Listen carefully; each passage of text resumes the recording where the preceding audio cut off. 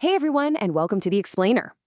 Today, we're diving into a profoundly transformative concept, one that's honestly going to challenge the very way you think about individual achievement and success.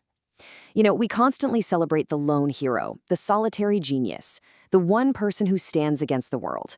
But today, we're going to look at why that narrative is often fatally flawed. We're going to explore how true strength, enduring resilience, and actual world-changing power requires something much harder: abandoning our own egos to form a powerful, united, and seamless whole. We've got some brilliant sociological insights to cover that prove exactly why solidarity is the ultimate superpower. Okay, let's dive into this. Part 1, From Brick to Wall and a Limit of Individual Strength. Just picture this for a second. Imagine a single, solitary brick being asked to hold up the sheer, crushing weight of an entire, massive building. It's impossible, right? It honestly doesn't matter how high quality the clay is or how perfectly that brick was fired in the kiln. Under that kind of pressure, it is going to shatter. But now, think about that exact same weight being carried effortlessly by a fully interlocking, cemented wall. The bricks in that wall aren't necessarily any stronger individually than that first solitary brick. The difference isn't in their individual strength at all, it's in their connection. The mortar, the interlocking structure, the shared burden. That's what makes the impossible totally doable. So, what does this all mean for us? Well, the crucial takeaway here is that individual strength simply isn't enough. There are burdens in this world, massive societal challenges and goals that will absolutely crush you if you try to carry them all by yourself. Sometimes, no matter how capable, brilliant, or individually strong we are, true success demands that we stop trying to be the lone hero. Instead, we have to act as a unified, cohesive whole. We literally have to become the wall. Moving on to Part 2, The Secret of Collective Power, and Understanding the Enemy's Advantage. Now, what's really interesting about this is a profound sociological observation made by the scholar Bediüzzaman. He looked into why destructive forces often seem to win out against people who are on the right path, and it comes down to a concept called Shah-Samanavi, which translates to collective personality. Basically, the wrongdoers, they get it. They understand the power of the wall. They unite. They actually put aside their own differences to form this unyielding collective personality.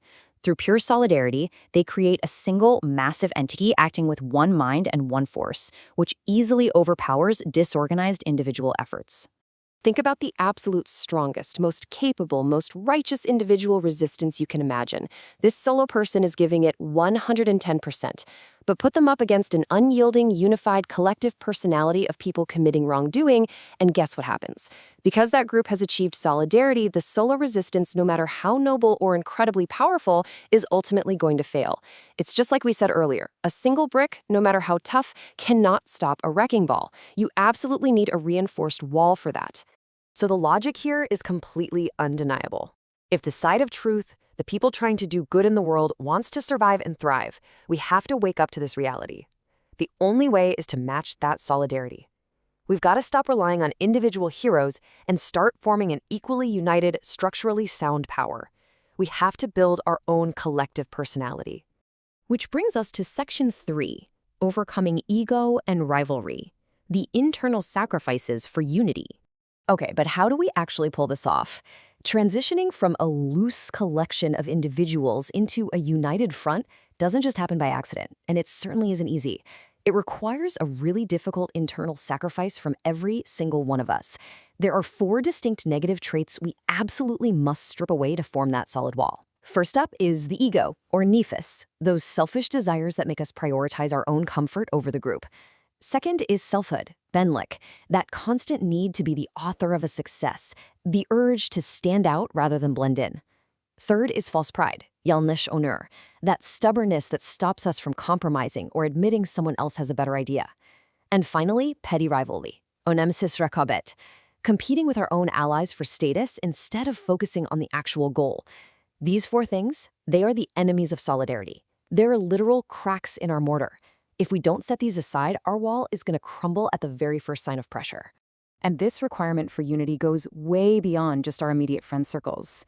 In a really powerful footnote, or haşiye, Bediüzzaman actually expands this alliance significantly. He urges that in this time, even sincere members of entirely different faith groups need to temporarily drop their theological disputes. Think about that. When facing a massive shared danger, a common threat that targets fundamental moral values or humanity itself, all those differences have to be set aside to form a united front. That is how seriously we need to take the concept of solidarity. And this brilliantly illustrates how deeply this classic philosophy lines up with our current understanding of social dynamics. What Badiou Zaman is describing perfectly mirrors the modern sociological concept of collective power. It just proves that the core mechanics of overcoming immense challenges really haven't changed. Let's quickly break down the mechanics of this formula for collective power.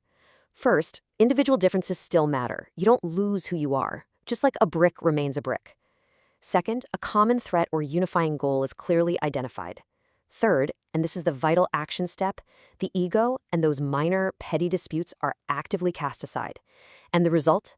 You generate a strength that is vastly greater than just adding up the individual parts. It's not a simple 1 + 1 = 2 situation. Through solidarity, 1 + 1 creates a force that can literally change the world.